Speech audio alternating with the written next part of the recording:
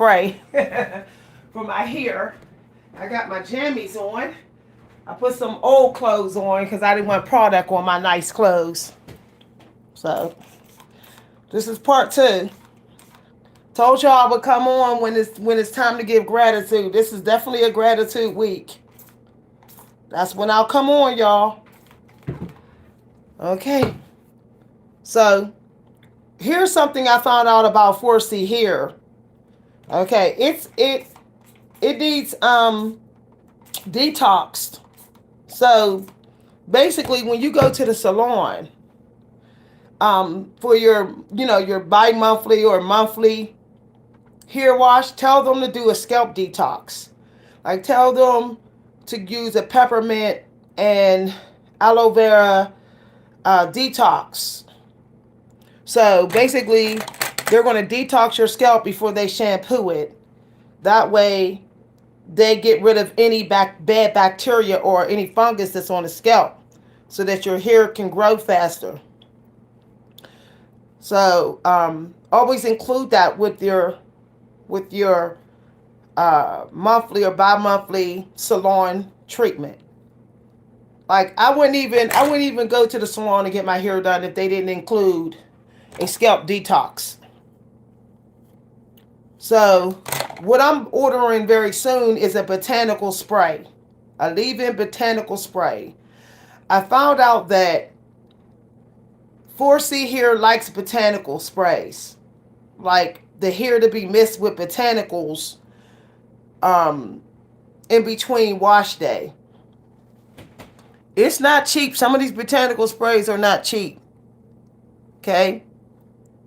So, if you can get them while they on sale, or get a botanical hairspray as a gift, you might want to tell your family member to give it to you as a gift, so that you don't have to buy it. So what I'm doing right now is just looking to see where I got some dead ends. See how there's a little bit there, just where it feels really brittle. Dead ends will let you know that they're dead when they feel too brittle and there's too much space between the strands. So just cut off a little bit. That's it. All right. This is the perfect week to get some trims in. If you need to trim your hair, they probably having discounts at the salon right now on haircuts. Most likely. So, whenever there's a Libra moon. So you could do your hair according to the moon. To the moons. Okay? Like if there's a Scorpio moon, you might want to do a scalp detox. Okay? You might want to detox your hair. If it's a Libra moon, you definitely might want to get it styled, Maybe add a little bit of jewelry to the hair and get your ends trimmed. Do something a little bit stylish. So with my routine is monthly trims. I'm not waiting weeks for no trim, because who knows how far the hair split up by 6 months. When you have to get that much hair cut off in 6 months, and with 6 months you're like, oh no, look at all them split ends. It's kind of like nerve-wracking. Look at all that. See, it's not a lot, but this is, for some reason, I think this is the back of my hair, the part of my hair that splits the quickest. It's the most fragile, so I'm gonna make sure that I keep this part very very moisturized. So I did get rid of the dead end that was there on that one. See how I'm sectioning it first as I go to each part to check for any dead ends here. Now I already shampooed and conditioned this hair. I can tell this has dead ends because it was like catchy as heck just now.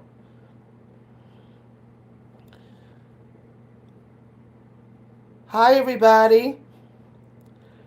So I do the LOC method. I found out, y'all, I was lied to. They told me I was low porosity when I'm actually high porosity. I found out 2 weeks ago. The salon told me, they said the stylist who was about to graduate from school, and she was getting A's, okay? She was one of her best students. She said, "You're not low porosity, you're high porosity." And then that explained why I could never retain moisture. What it was my hair wasn't wet enough when I was putting the products in, and I was doing the LCO method when my hair actually needed the LOC. Okay. What y'all see me doing is just pretty much clipping at the dead end. Looking at it very carefully. It's hard for me to see it. I'm feeling it too. Dead ends will always feel dead to your hands. If it feels dead, then you might as well cut it off. If you moisturize it and it still has that kind of raggedy feeling, then it's dead. Okay, here we go. So I pre-trimmed this section here. 4C here, look at the video topic. Y'all, I'm getting so tired. Tired of repeating myself. The video topic says 4C. We're talking about hair. I don't do public spiritual videos anymore on here. People don't respect me. Women of color, people attack us when we show our wisdom. So my spiritual videos are private now. I just don't got time to be dealing with demons every time I get spiritual.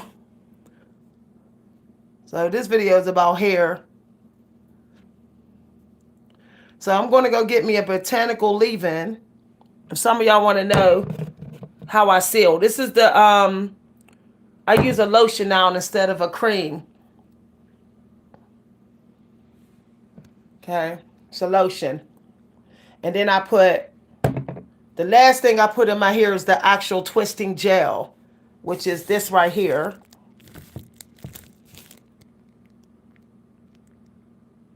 Okay. But I already kind of trimmed this, so it doesn't need any more. I was going to put the same amount of plaits on that side, but it doesn't matter. Oh, I do need to. I'm gonna leave it alone. I know when or not perfectionism is a problem with hair care. People don't be realizing that when you try to get perfect with your hair, you're not helping it. Okay, you start forcing it to do things it's not meant to do. Now, in between my hair washes, I'm going to be spraying my hair with botanical leave-in conditioner. And right before wash day, 2 days before wash day, I'm putting rosemary on my scalp. I'm going to literally put more rosemary on my scalp. And do like a, like a scalp scratch. I'm going to just massage the rosemary in my scalp 2 days before my shampoo day. That's going to help to lift any of the dead skin. I do want to redo this one because I feel like I want this one to be flatter. I want it flat. Yeah, because it's too visible. Yeah. This one flat. I believe that the botanical stuff that you put in your hair before wash day, that helps to speed up hair growth. Now, if I just want to rinse my hair, and I don't want, I want to rinse it with like rosemary and some sort of hair growth oil, and I want to rinse the hair down with it, then if it feels then I'll just mousse will help to tame the frizz. So you don't got to replait the hair. Just put the mousse in your hair and then put your scarf on, and that'll tame the frizz. Hold on. What are they doing? What are y'all doing in there? So, yeah. I think we be too quick sometimes to shampoo our hair when it's not time. What are you doing in here, Bubba? My cats are like toddlers, y'all. Okay. For some of y'all who don't know what I'm doing, see, I'm just doing the back of my hair. Now, I do feel like this part gets a little itchy over here, like in the middle. So I'll just spray with rosemary water. What y'all just see me do is put rosemary water in my hair. This is a little bit sulfur. It's a little bit. Sulfurate grease. I realize the part of the hair that breaks a lot, breaks faster, is the part that you actually need to probably add more product to seal, and probably need to treat the scalp more. So because this had a little bit more split ends on this side, I decided to make sure that I put the sulfurate grease throughout the scalp over here. Okay. I might just start using sulfurate grease only, but I find that sulfurate grease does not seal like castor oil. It doesn't seal the same. It feels good on your scalp, but it's not that powerful of a sealer, and I don't like that. So the last thing I put on my scalp is the actual lotion. Now, I always brush the lotion all the way through from scalp.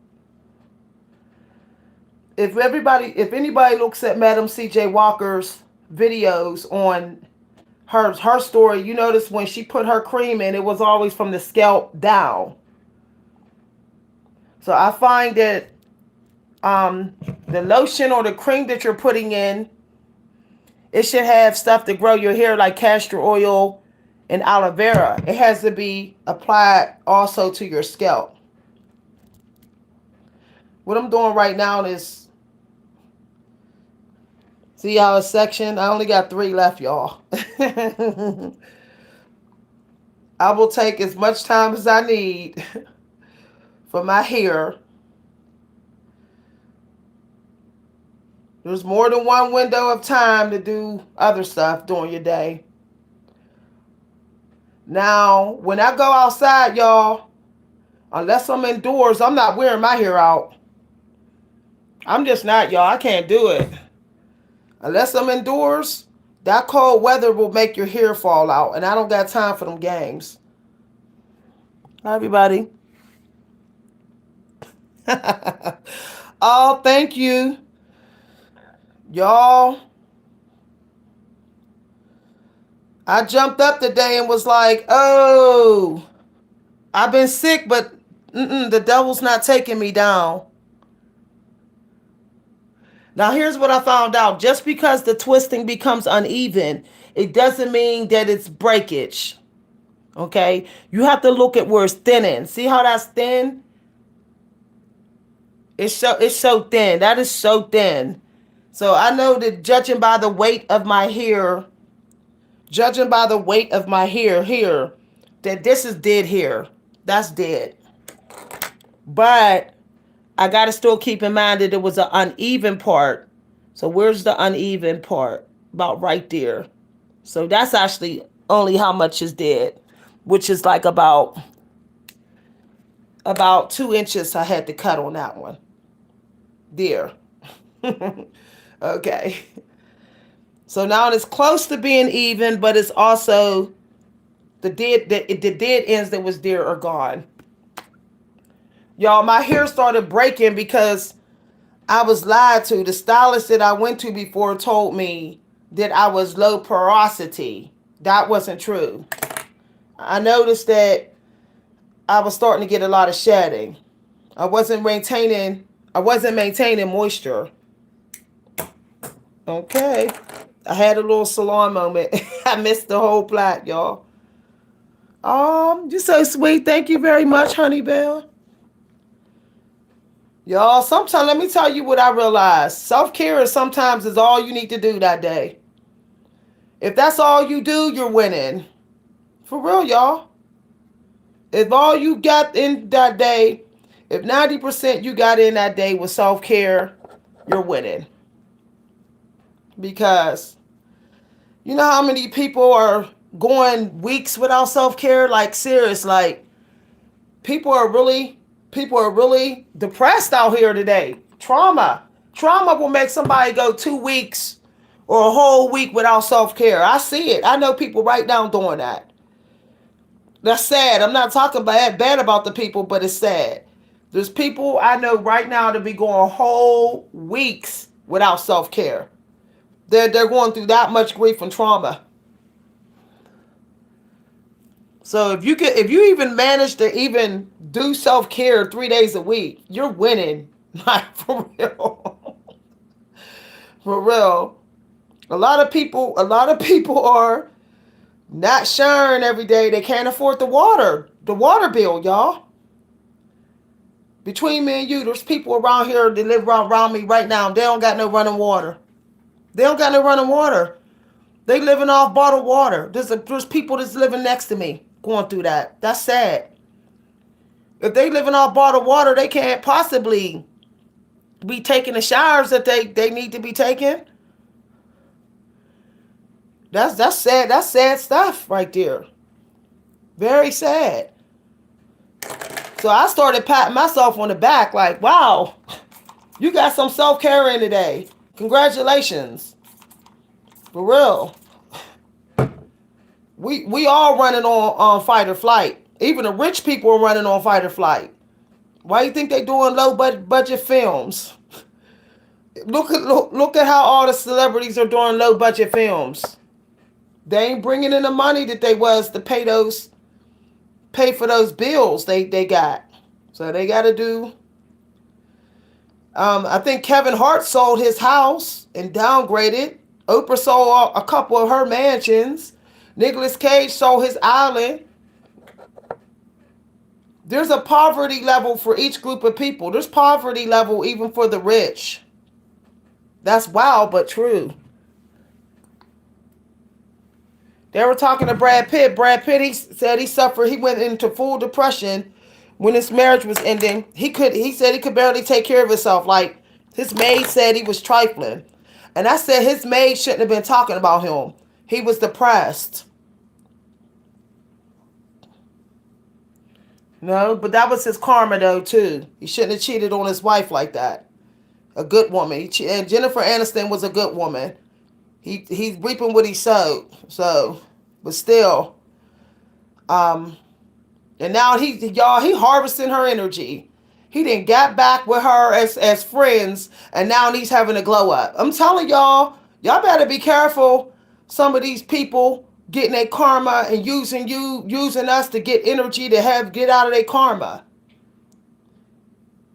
He didn't hoover Jennifer. Now that he's divorced, he didn't hoover Jennifer.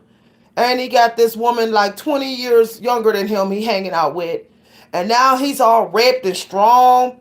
He's an energy vampire. He's harvesting them women's energy. Jennifer's starting to look all weak and frail because he's sucking up her energy again. Straight sucking it up, y'all. Okay. I'm done. I'm trying to see which ones I might want to twist out the root that just feels like they're just, they're unraveling. Like this one. I'm just saying, y'all, we better off, if we simplify our life, y'all, we'll all look good all the time. We just got to simplify. The problem is we be thinking we simplifying when we ain't. That's the problem. That's the problem. And we so used to not simplifying anymore that simplification is boring to us now. Isn't that crazy? We used to be cool with just watching movies.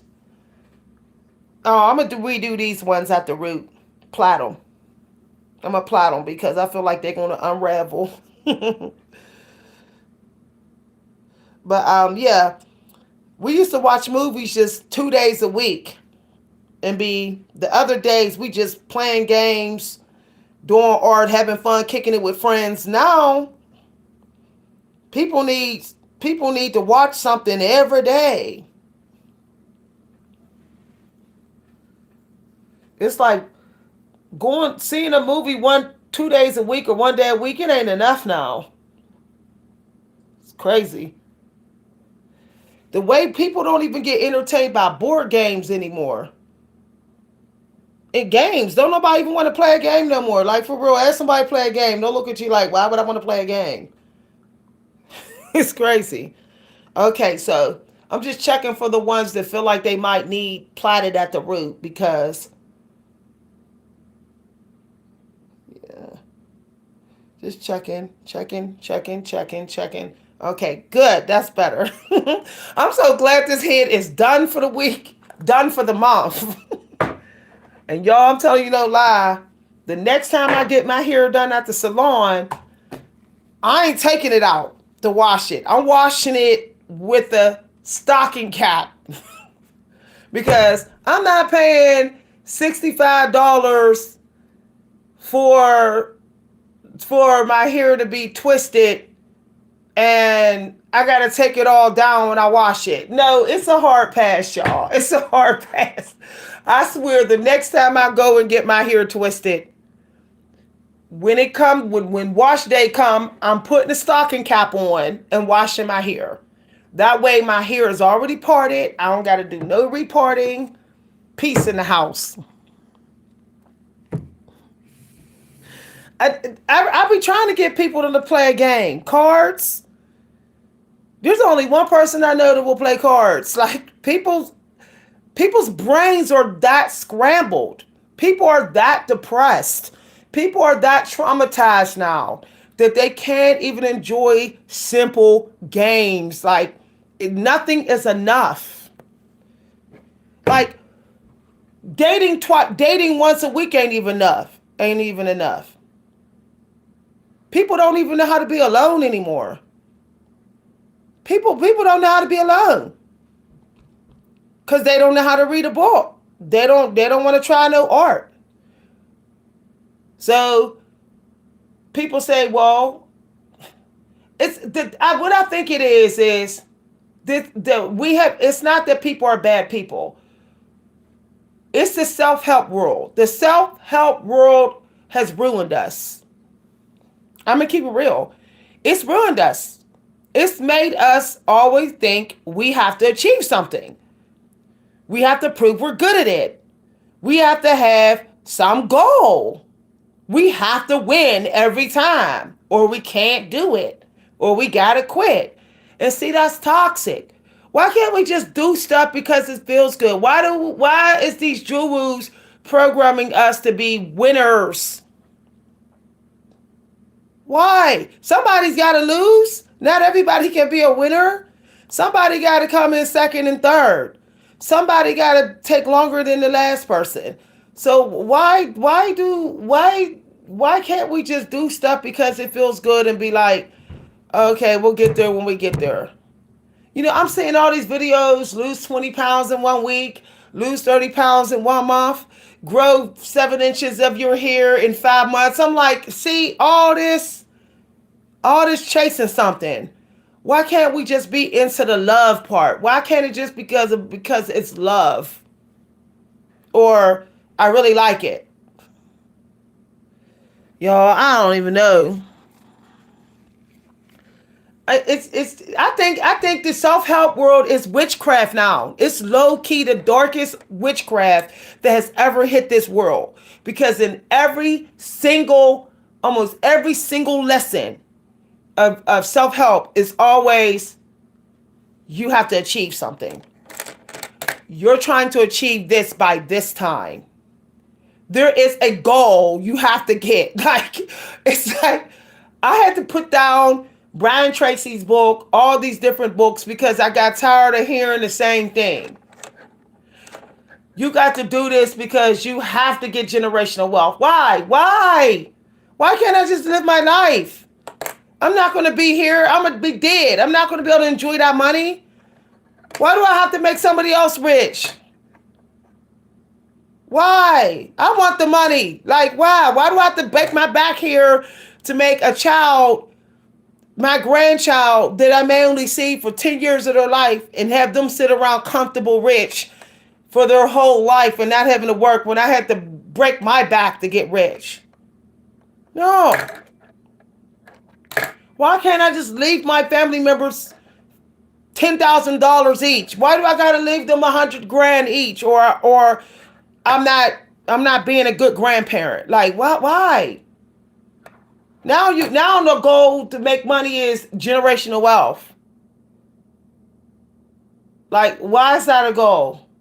How do I know my child won't end up as a psychopath or serial killer or somebody dangerous or end up in jail or using the money for prostitution? Like, how do I know that? So, like, how do I know that I'll even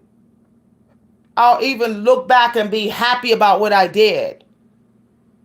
In spite of I got the money, I might still look back and be like, I wish I never did it.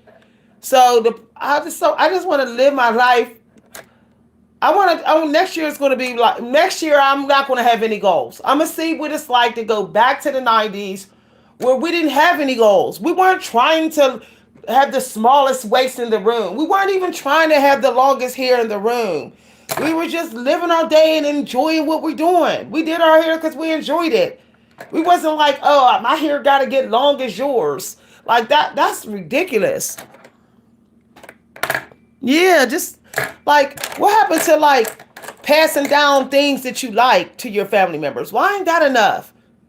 Like, I made a blanket. Why can't I leave that to my grandkids? Why can't I leave my favorite dishes to my grandkids? Why I gotta be cold hard $1 million cash? Why?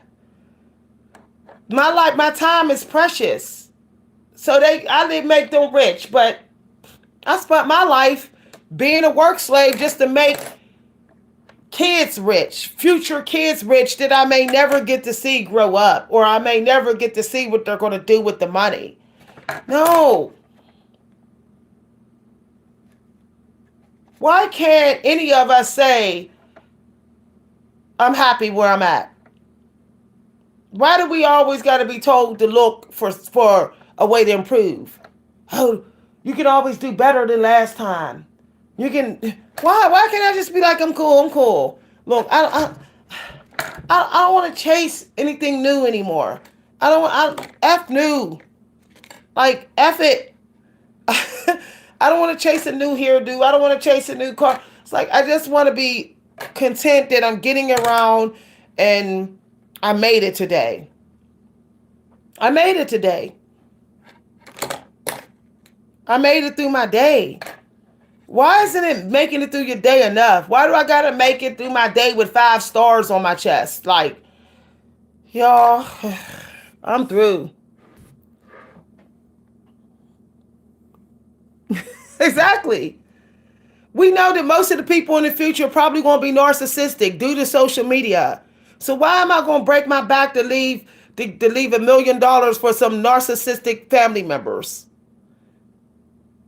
What about me enjoying my life? Why do I have to be the slave for them to enjoy their life?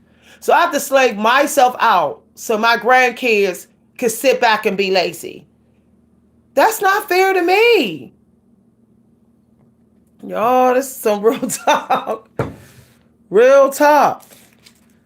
Why can't I just be a spiritual person? And just be like humble living and be good at that? Why can't I live humbly and be at peace? Like, why can't we make friends anymore humbled? Like, I remember the 90s, we could go outside with shorts and a t-shirt on and flip-flops and you could still make a friend. Nowadays, if you go outside with just a t-shirt and some shorts, flip-flops on, it's like you ain't making it. You don't look like you glowing up, so nobody wants to talk to you.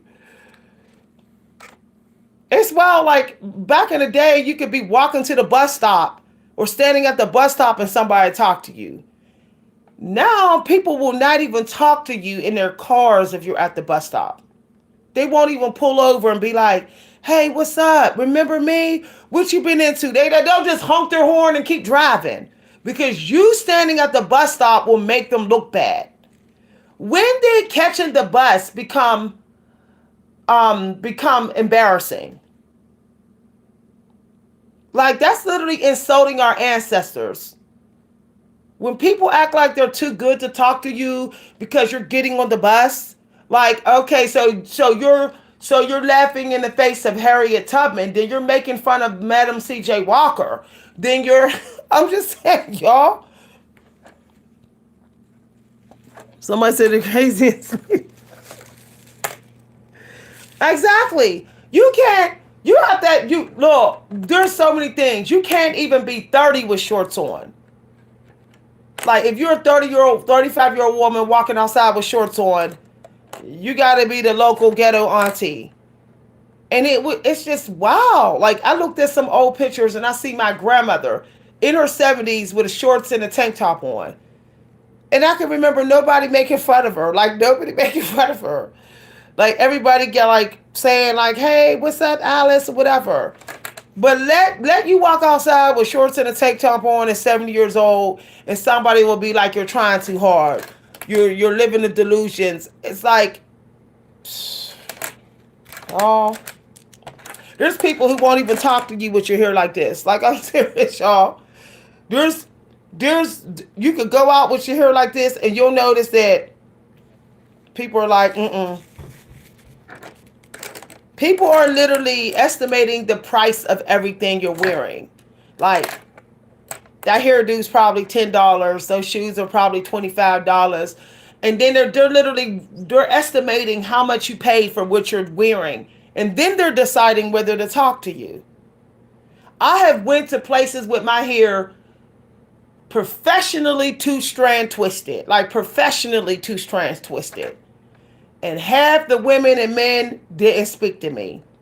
But nobody was two-strand twisted. Everybody had weave, lace fronts on.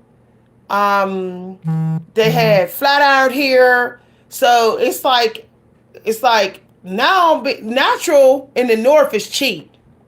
For real. It might be the stuff. Being natural might be the stuff in Georgia and Africa, but not in the North.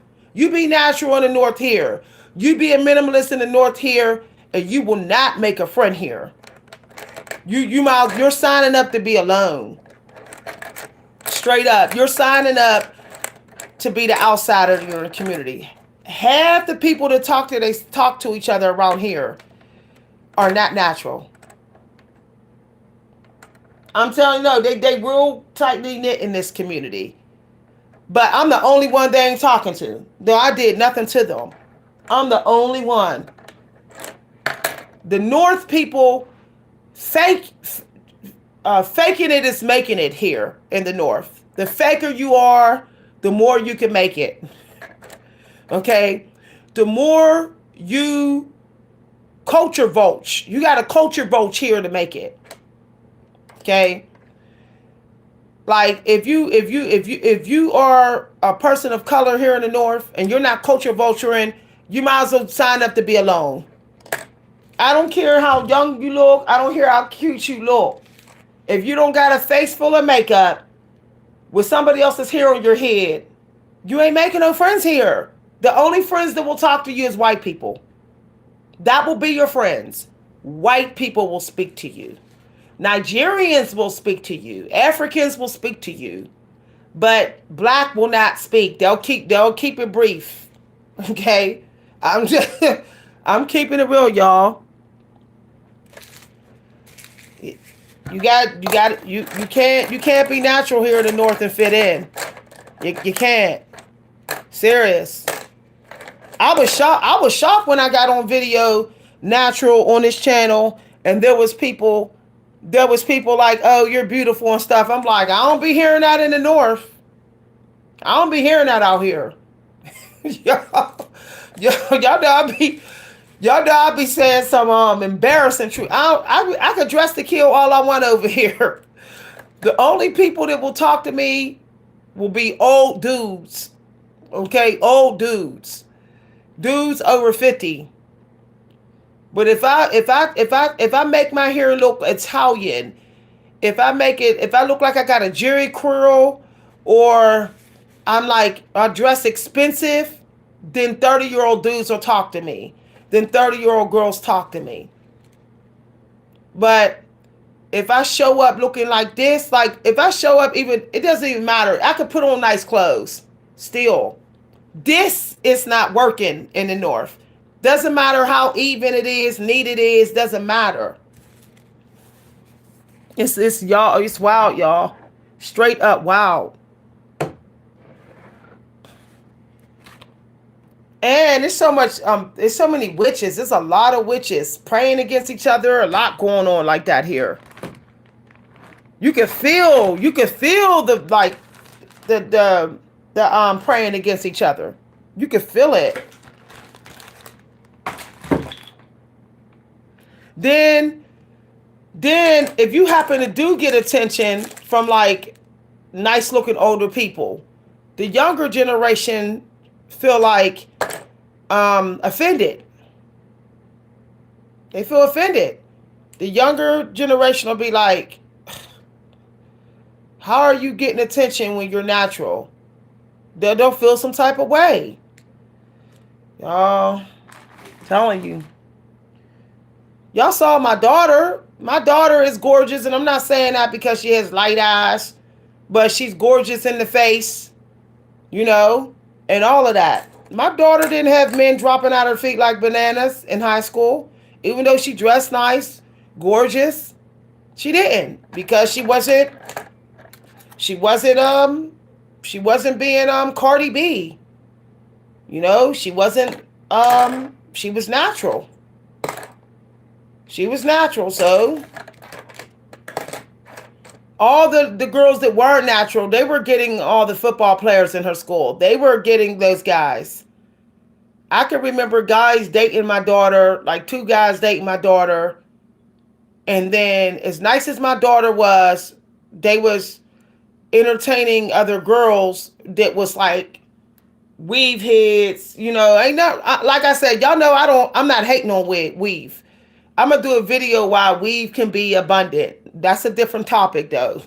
But I noticed that when the guys would, they would date my daughter almost until they can find a girl that was, that was wearing wigs and weaves and stuff. Like soon as they was able to pull one of the girls that had wigs and weaves and looked real expensive, $200 tennis shoes on and stuff. Next thing you know, they weren't talking to my daughter. Now, guess what happened? Soon as my daughter got that good job and got her car in her senior year, and right after graduation, she driving, she got her own money, making good money. All of a sudden, the kids that weren't talking to her, now they want to be all cool. This was up in my daughter's senior year. Soon as they heard she had a job. See what I'm saying? This is how opportunist the North is.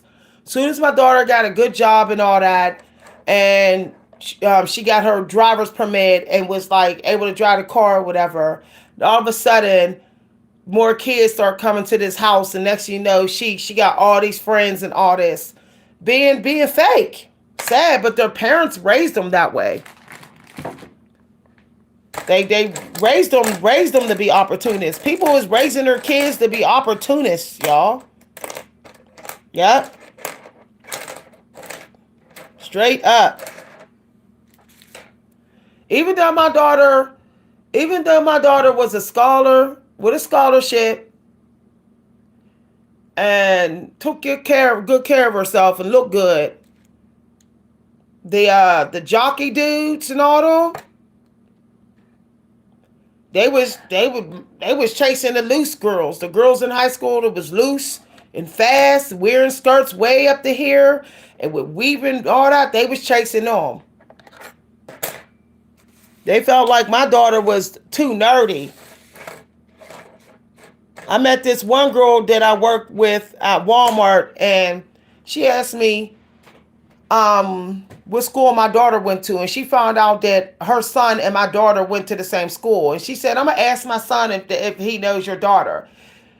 The weirdest thing, now she has a daughter too, okay, that goes to the same school as well. That went to the same school. Her son and her daughter went to the same school my daughter went to. When she got to work the next day, she was like, yeah, my son told me that he knows your daughter. And she wouldn't make eye contact with me. And I said, okay, so he probably said something like, yeah, she's a plain girl, or she's, nerdy. He probably said that. So his mom didn't want to be immature and say what he said. Because I feel like if he said something nice, she would have said that. But her not saying something nice told me that he said something ignorant about my daughter.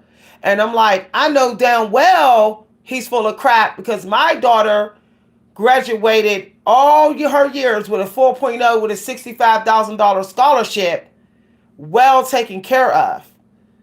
And she made prom court. She was one of the 4 girls that almost made prom queen. So I don't know what he's talking about. And my daughter was shared everything, and she's not stuck up. So obviously he must have said she's nerdy or something of that, or he's ghetto. So I could tell by looking at his mom, the way she acted, the way she was acting to us. She was a manager. I said, okay, she kind of ghetto. So, okay, I see what that is. So next thing I know, she started bragging about her daughter. Just saying, yeah, she would just come up to me and be like, yeah, I bought all this stuff for my daughter. I did all this stuff for my daughter. I spent all my money. So I'm like, okay, was she competing? Her son told her that my daughter's pretty. So now she's triggered because her daughter goes to the same school. So now she's competing with me.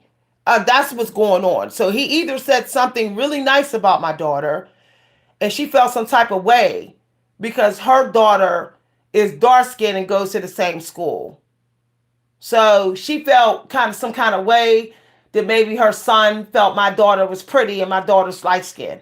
I said, well, she's petty though.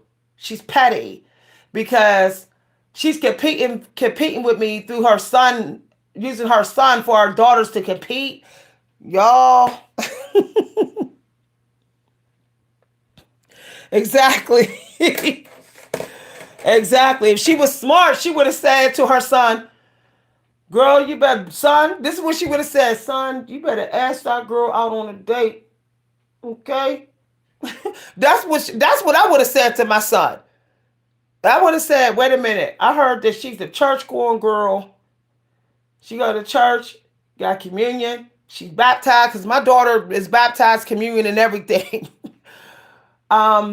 She don't got a reputation. She got $65,000 scholarship. She in the band. She's a majorette, and she's on prom court. And she made court for prom queen. Oh, okay. Will you please ask her out? I would have told my son, what's the matter with you? Why ain't you asking her out? She a nice girl out here. She won't say yes. Well, that's his loss. He could have been cruising with my daughter in her car. Cause right after my daughter graduated, she had her own car, and she already was assistant manager. 2 years into her job, assistant manager. So he could have had a woman and go to the gym. He could have had himself a 19-year-old girlfriend, go to the gym on her days off, assistant manager with a nice car. Okay. But his mama was sitting up there competing. I bet you any more money if my daughter was dark skinned, she would have been like, oh, he said your daughter was nice and all this. She had a problem with the fact that her daughter was dark skinned and my daughter was light skinned. So she didn't want me to hear anything nice that her son said. I don't want my son dating a light skinned girl. She was I'm just keep it real. I felt racism from her. Like, racism has its own vibe. I don't know why people don't know that. Like, he probably told her, yeah, her daughter's biracial. That's what happened. He said, yeah, I know Trinity. She's biracial. And he probably described her or showed a picture in her yearbook. And his mama was like, no, no. That's where it went down, y'all. I'm telling you, that's where it went. That's where it went. Yep. Yep. That's what it was. I sensed it. Because the way she just went so cold when she said, yeah, he said he know your daughter.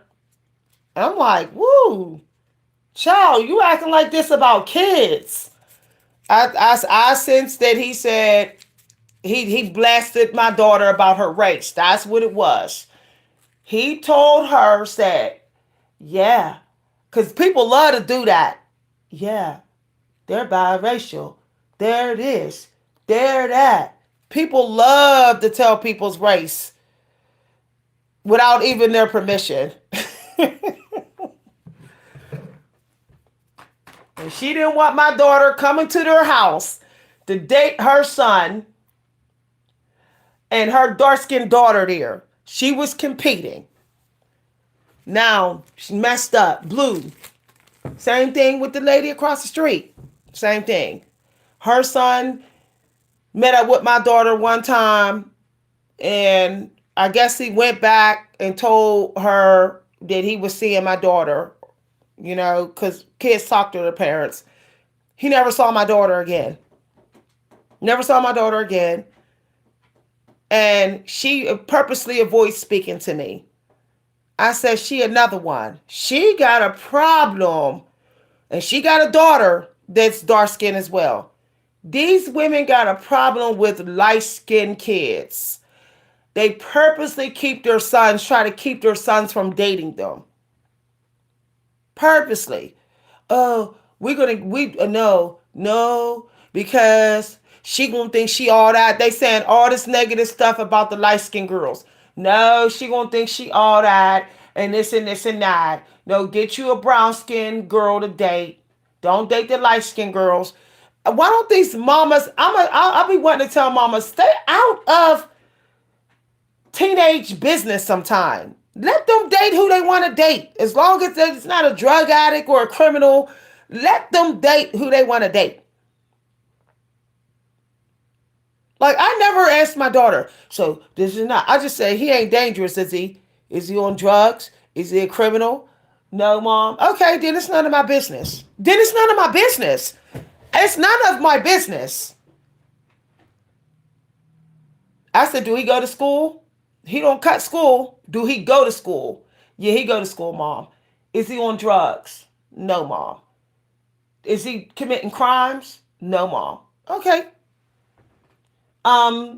You know that if you're going to get busy, to use protection, right? Yes, mom, I know. You know the risk. Yes, I know. Okay. You know that I'm not going to raise your baby. I'll help you out, but I'm not going to raise your baby all the time if you have a baby. Yes, mom. Okay, good. None of my business. None of my business. None of my business. Seriously. This is no lie. Every single brown skinned and dark skinned boy that dated my daughter one time. I know they told their mom, never dated my daughter again. And I'm like, this is literally a humble girl, nice, sweet. I watched them actually. They was in here. She was so sweet and nice to him. She was kind. So why wouldn't he date her again? She smells good. She looks good. She got her hair and everything done. Because the mama, he went home and his mom asked him, so what did you do today? He said, I went on a date with Trinity. And she said, who's Trinity? She said, the light-skinned girl with the light eyes and the brown wavy hair. And she said, oh, is that the girl that got the white father? Yeah, mom. I don't. I'm not trying to deal with no white folks. I'm not trying to deal with no white folks. I don't want them crackers in the family. No, no, no, no, no. No, no, no, no, no. I'm telling you. That's how it went down. Why else when they come back? The only guys that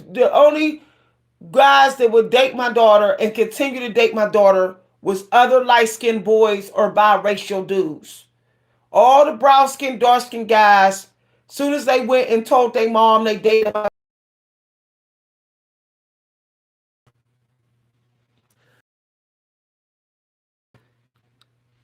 But thank you for showing me how what you teach in your home, the kids don't have to date. Exactly. Exactly. I learned there is so much power in keeping the peace by minding your grown up business. That's what one friend said grown ups need to mind their grown up business with these high school kids. Okay? Just make sure they're not drugged up and criminalistic and make sure they got condoms and birth control. Your job is to make them make smart choices with their genitals and keep them off drugs. Everything else is none of your business. Like, but woo, child. Mm. When my daughter went to her first date with this one guy to the movie theater, she said, "Mom, you're going to actually let me go to the movie theater?" She was looking shocked. I said, "You know how to respect your body. You know how to protect it." I said, "I'll be there to pick you up and drop you off." And she was just shocked. I said, "It's none of my business. Y'all can sit alone in the movie theater. I know what people do in the movie theater. People make out a little bit, they kiss a little bit, they hold hands. I already know what y'all probably gonna do, but I know there's only so far y'all could do on a packed movie night at an expensive movie theater where you're being watched." I said, "So I don't need to be there." And I never forget when she came home, she said, "He gave me a kiss, Mom, a real quick kiss." I said, "You ain't have to tell me that." I said, "But thank you, because you felt like you ain't want to disrespect me or something." I said, "But you didn't have to tell me he didn't cross the line, so it's none of my business." Telling you no lie. Things have a way of working themselves out. When parents get too much in the business, it seems like that's when kids do worse. You know? Um, it's the kids will grow up to resent you when you be like all up in their business too much, like always looking through their phone, or just always wanting. There's a couple times my daughter came home late from curfew, and I called around, and they said, "Oh, she's here," but I didn't snap out because teenagers break the rules sometimes. I just said, "I'm upset because I was tired and I was in bed and I didn't feel like picking you up at 11:30 p.m. at night. Next time you want to stay out later, just call." Shoot, don't make me get up out of bed like this when I got to go to work. That's all I told her. So she just started calling me and saying, "Mom, I'm staying the night over my girlfriend's house. Here's her mom. So, whatever." Okay, cool. All right. You know? And 9 times out of 10, you pretty much know what your child is into when you know who their friends are. So you don't need to snoop. I knew that her friends were all scholars. Her friends were all, good girls. You know, her friends were all about keeping a job and getting a license. All her friends have cars right now. They all have cars. They got their own money. The same friends she had in high school. They're all doing good. Even her LGBTQ friends.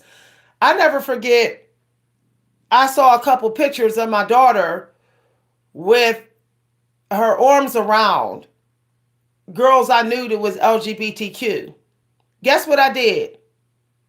I minded my own business. That's what I did. That's what I did. I found a couple pictures in her room, and they were sitting out. I wasn't looking. I forget what I went in there to get. I think I went in and get her laundry, and she had the pictures framed out. And I said, "Hey, I was around that girl before. I know for a fact that she's LGBTQ." I didn't say, why you taking pictures with your arms around LGBTQ people? What are you? Are you in the closet or something? No, what I said. Even if she is in the closet, when she want to come out, she'll come out. So it's really none of my business. Okay, she's still protecting herself, so it's none of my business. And that's it. And she still has the same friends who are, she got heterosexual friends and she got LGBTQ friends. And one of her LGBTQ friend calls me mommy. She's like my daughter. I love, I'm gonna say him because he's transgendering. I love him to death. Okay. And I miss him. I think that he's in a chapter where he's transgendering, so he's living a different life. So he's, he's going in a different path. But I seen him recently and he was like, "Ma, whatever." And I didn't try to bust his energy down to the feminine kid energy that I knew he was born with. And when my daughter gave him a big hug, I didn't say, "Why you hugging somebody that's transgender?" It's none of my business. You know? Just like for real. Like, I don't care. Recently I realized there's a family member of mine that most likely is bisexual. I know 99% they are. They don't want me to know, and I don't think they're ever going to tell me. But they don't realize I don't give a damn. So I said to them, I said, and I'm not saying I ignorantly, but for some reason they think I'm going to care. So I said to them, I said, I know, and if what you prefer is what you prefer, just don't be leading nobody on. Okay? I said, don't lead nobody on, all right? Because I did notice that they're trying to hide it so well that they're kind of fooling people. And that's where I have the problem with, where they got people thinking that they aren't. And it's kind of, they're wasting people's time by making people think that they aren't when they are. So I told them, I said, you need to go where you get emotional fulfillment out and where you're happy at.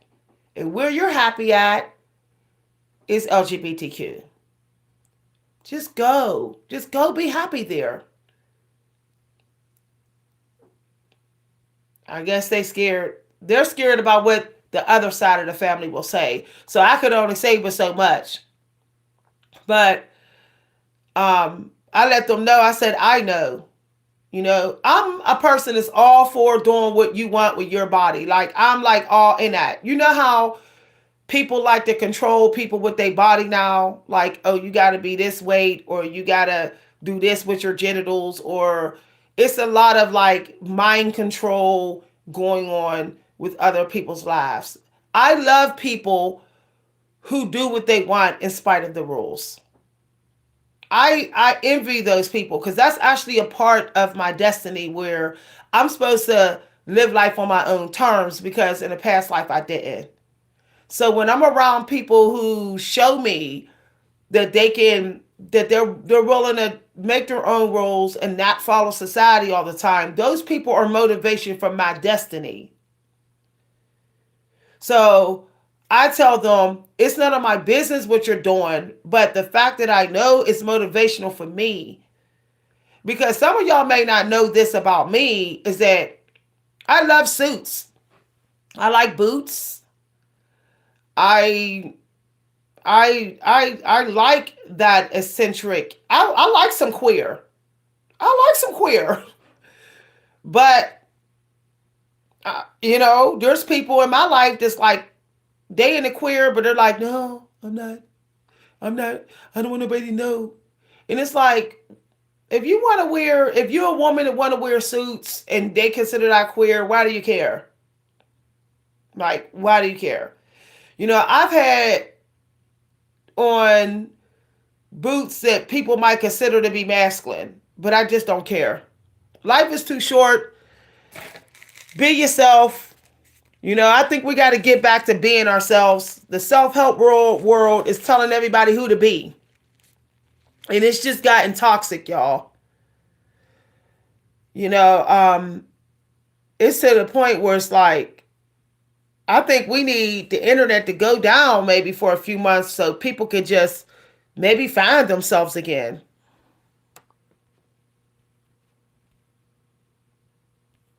Yeah. Exactly. That's what I told my daughter. I said, look, you you're in your last year of high school. You only got a couple months. All you gotta do is call, okay, and say you staying at your friend's house a couple hours. Let me know where you're at, and I'm good. Just don't make me run in the streets looking for you, because I might get hurt looking for you out in these woods. Jeffrey Dahmer type might get me while I'm looking for you. So, and she was like, oh, okay, or whatever. I think right now she's kind of going through something in her personal life, but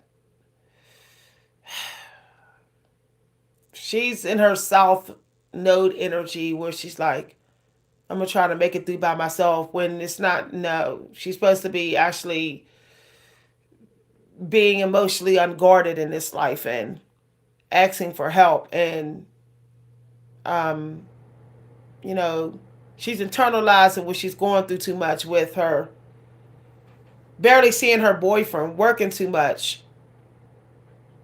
So hopefully, when she comes through around the holidays, I can have a real talk with her on prioritizing her emotional care. We need now emotional care.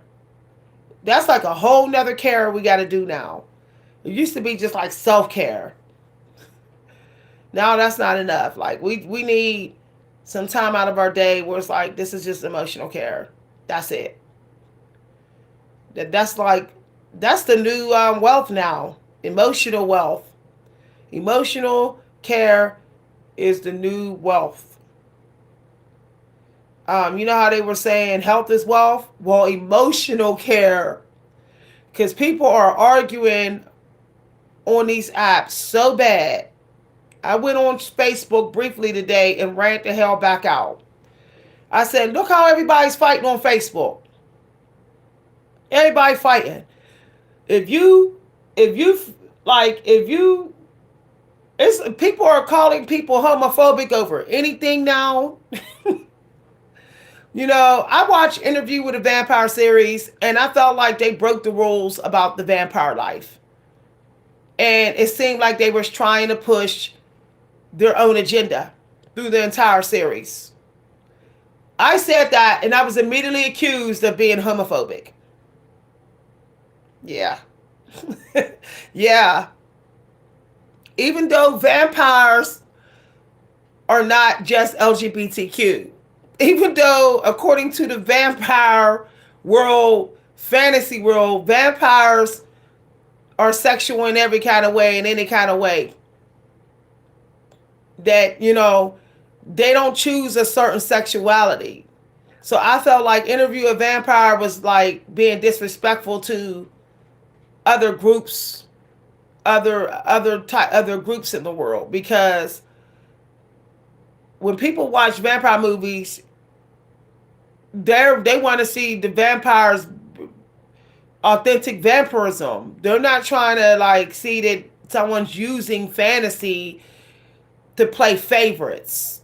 That's what I felt Interviewing a Vampire was doing. It was playing gender sexual favorites. That's how I felt it.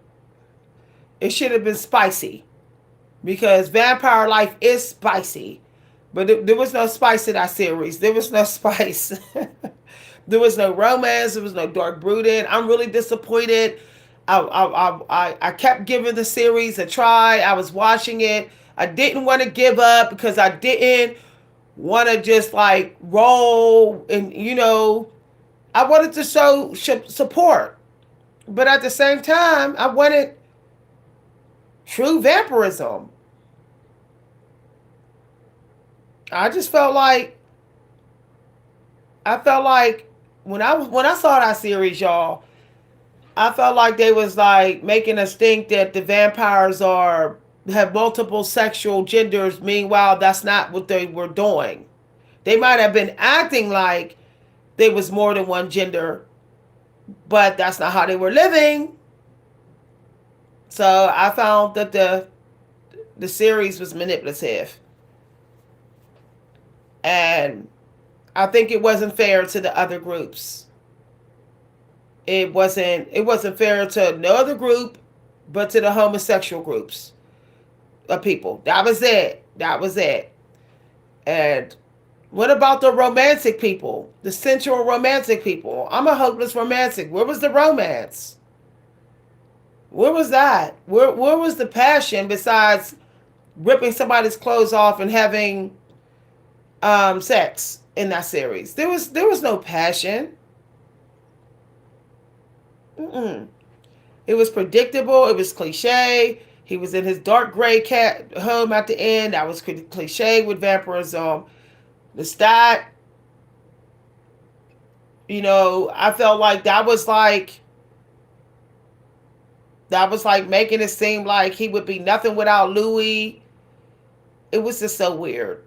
Him living in that same place for 70 years, and I thought he was a millionaire. Him and Louis made buku money, enough money to last multiple lifetimes, is what Louis said.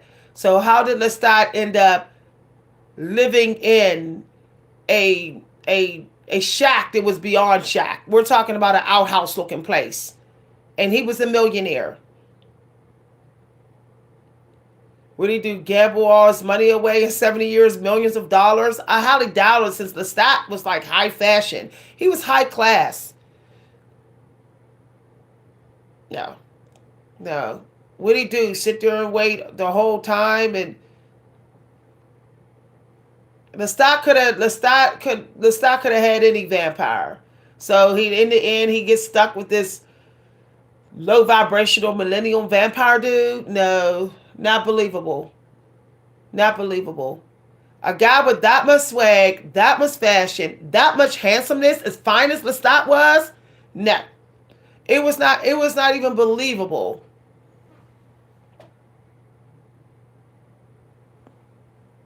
Yeah, I think. Yeah. Oh, that is. Oh, you took the words out of my mouth. I could not. I could not put it in words, honey. Honey, you're right. Yeah, I'm so tired of it not being a secret anymore. That's what it is.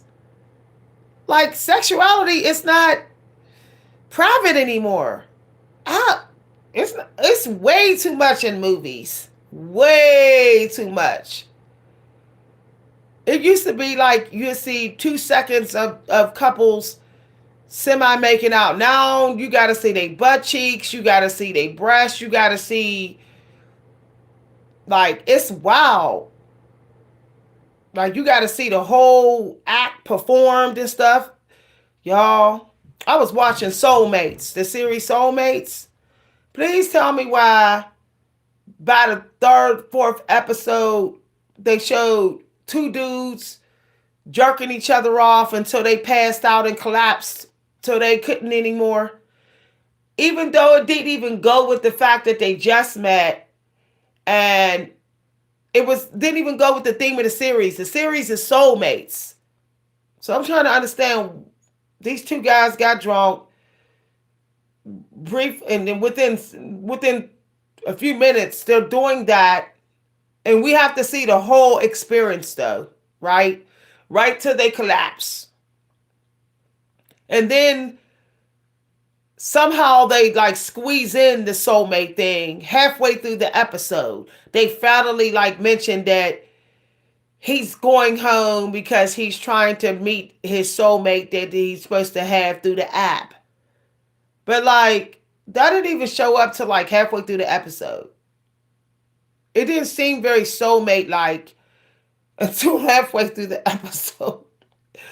So basically we was like you're either going to see this very sexual scene, suggested sexual scene, or you're not going to know where the soulmate theme is. Like, I think that was manipulation with that episode as well. Mm-mm. Yep, yep, yep. I think they could have saved that for like a second date. That's such hardcore sex what they did. Like after the soulmate thing came in. Like after he said, "Oh, I'm supposed to meet my soulmate through this app."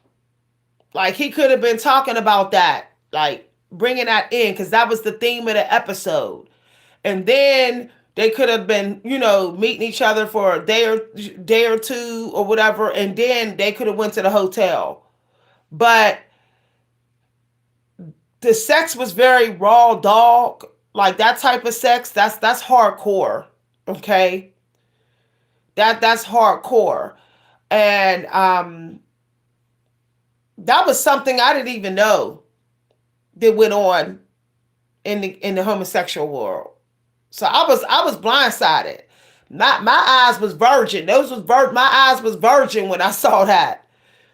So I felt like the first time I'm seeing suggestion of two guys jerking each other off at the same time, like a jerking competition. I should have been prepared for that energy since I didn't even know that existed. Like people would say, "Wow, you don't watch porn." I'm not really into porn, y'all. Mm-mm. So I'm not an experienced porn watcher. So I had no idea that two guys be like holding each other, jerking each other off to like it's a competition to get maximum orgasmic with each other. I didn't even know. Okay.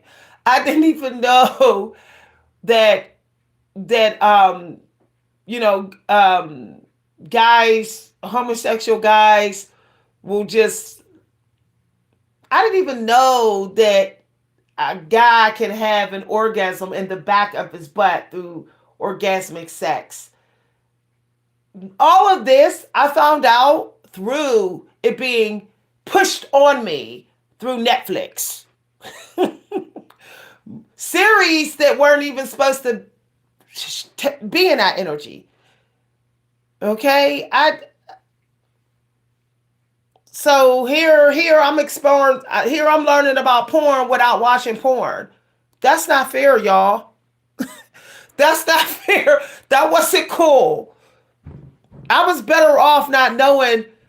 I feel like some of my innocence was taken from me. Like there's a lot of sexual things I don't know, and I wish Netflix would stop forcing me to know them. I don't want to know them, but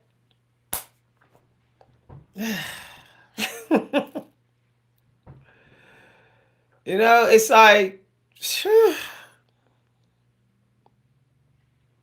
yeah, like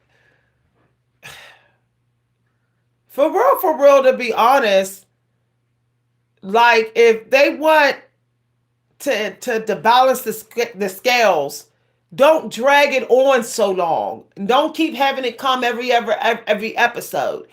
Like for example, in Hunter Wives, I was totally blindsided. Hunter Wives, Hunter Wives. I just knew that series was going to be like these wives, they try to get even with their husbands or they're standing up, they're feminist. That wasn't feminist, y'all. These women was having sex every 2 episodes. Women was having sex with women every 2 episodes. And every 4 episodes, there was either suggested sex with the women or there was a threesome and they had the one dude involved briefly, but you didn't get to see what he did. But this is through the entire Hunter Wives. And I kept giving it a chance. I kept saying, maybe it's going to stop. and the plot is going to move along. It took about 7 episodes before that plot got anywhere. It just kept being like she meeting up with her, and she falling in love with her. Well, they fall to sex and lust and drinking and whatever and whatever. You know, it wasn't until like episodes into it that you like learned that the girl, she was a part of the plan the whole time, and um she thought she was tricking somebody, but she wasn't. But you didn't even like, y'all, that's not cool that they didn't put in Hunter Wives. They should have put in the Hunter Wives, viewer discretion is advised, a lot of sexual content. um if you don't like a lot of sexual content, don't watch this series. That they should have had that at the beginning. They were all they did was go out there and shoot some ducks, but they called it Hunter Wives. Like, I didn't even see their guys hunting. They were the ones that did one little hunting thing. They didn't even show they went out there and they hunted one time. That was it. And now the whole show is called Hunter Wives.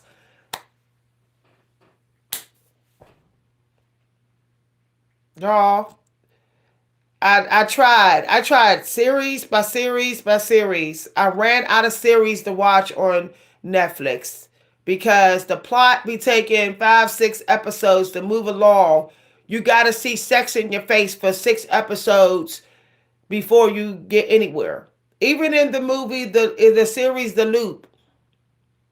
Okay, like with the one dude, they made it all about him being gay rather than him meeting his twin from a different reality. The whole thing was him meeting his twin from a different reality. But they switched it quickly to being about his twin was gay and they had to hide their gay relationship, and that there was another gay male for him in his own reality. So it all turned into it quickly within 5 minutes almost into the episode. It went from it being like the loop is supposed to be mystery thriller, unexpected turn of events where you don't know, like multiple realities and stuff. It went the other route, y'all. I said, okay. Um, I really want to mind my business, and I really want people to let me mind my business. You know, a lot of us are asexual or partially asexual. There's people partially asexual. There's people that's not really sexual. But this world don't care. This world do not care. This world do not care that some of us like the peace we're having being celibate. We like the peace that we're having not being over sexualized. That we like not chasing sex.